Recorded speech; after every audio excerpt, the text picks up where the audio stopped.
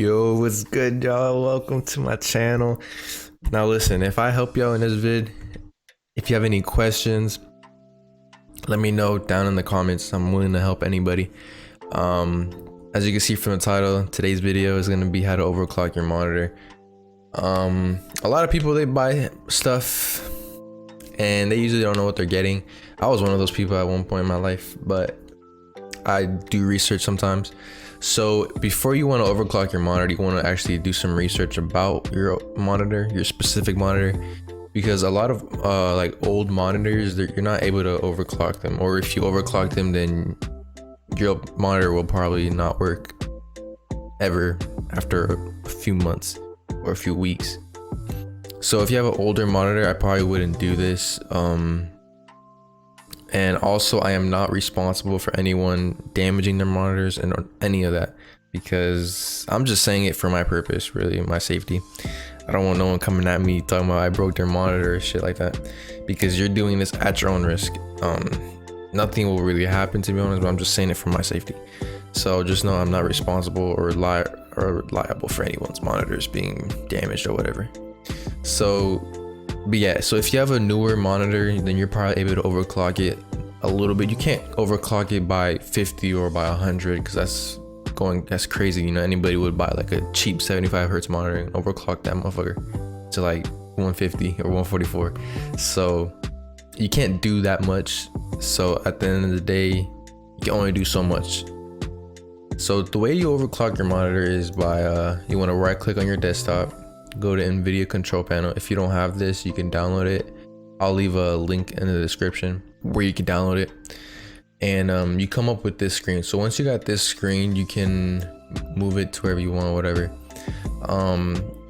You can have, either if you have a dual monitor setup or a single monitor setup, you want to pick the monitor that you want to overclock. So this monitor, I think it's already overclocked to 165. I could go to 170, I think, but I'm not trying to overclock this at the moment. The monitor I want to overclock is the BenQ GL 2580. This monitor is it goes up to 60 hertz max. You can't really do nothing else here. That should be NVIDIA. But yeah, you only have 60. It doesn't go any higher than that. Resolution 1080p 1920 by 1080. That's the native resolution. So 60 hertz is the max. So if you're ready to do all that and you're ready to overclock, just apply.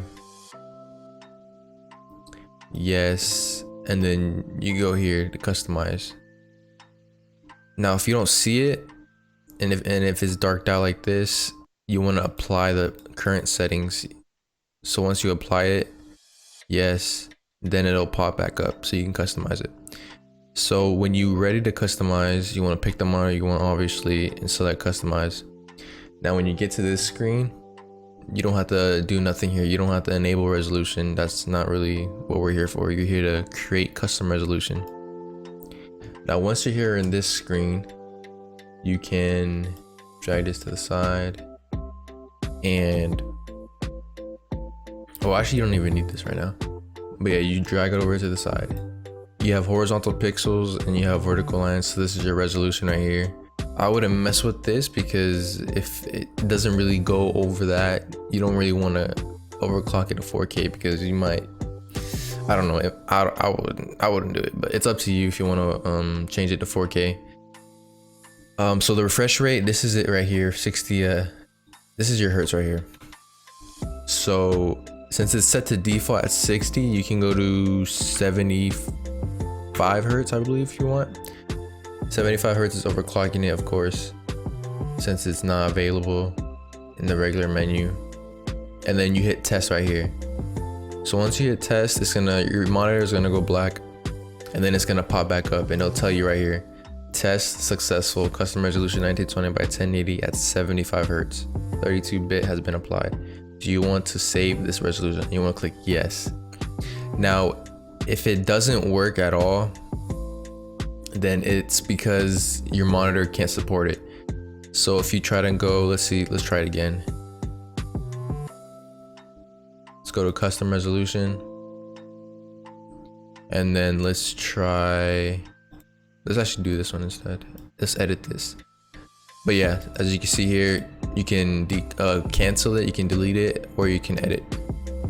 So let's try going to 80 hertz right here, right? So once you test it, you can still go up to that. So you want to select yes. It'll go black again and then it'll come back up shortly. And there you go. So if you want to get the most hertz out of it, you want to keep going up slowly, not crazy like fast or nothing. You don't want to skip over like 10 hertz or whatever. You want to go slowly, 5, 10. You want to go by 5, so I would say. So once you're done with that, you want to keep going. Let's try 85 hertz, and then you want to test it, and it works again. So, but at the same time, you guys got to understand that it's not going to work for every monitor this way. It's only certain monitors. Like I said, I'm lucky enough to even go to 85. I'm probably not going to keep it at this because I don't want to shorten the lifespan of my monitor. It'll do that to your monitor, but that's the risk you're willing to take. So 85, let's try 90 hertz. I feel like we're getting to a peak here. Let's test it. And that's it. Now if it doesn't work, it'll tell you on your monitor, like IRL, that it's out of range or device not compatible, or it'll give you an error and your monitor will not turn back on. So you have to wait a few minutes, and once you do, or select no, once you finish that, it'll close out again. So the max we can do, or once you're at that part, you want to try going down by 5s. So go back down to 85 hertz. Let's try that. Okay, that's already set there. So that's the max you can do. 85 hertz is the max. So let's finish that, cancel. Okay. And then, you want to hear custom right here. This is your custom resolution right here. So this is what you have now. 85 hertz, apply. And then you should be good from there. Now, once you're done with this, click yes, save changes, and you're done there.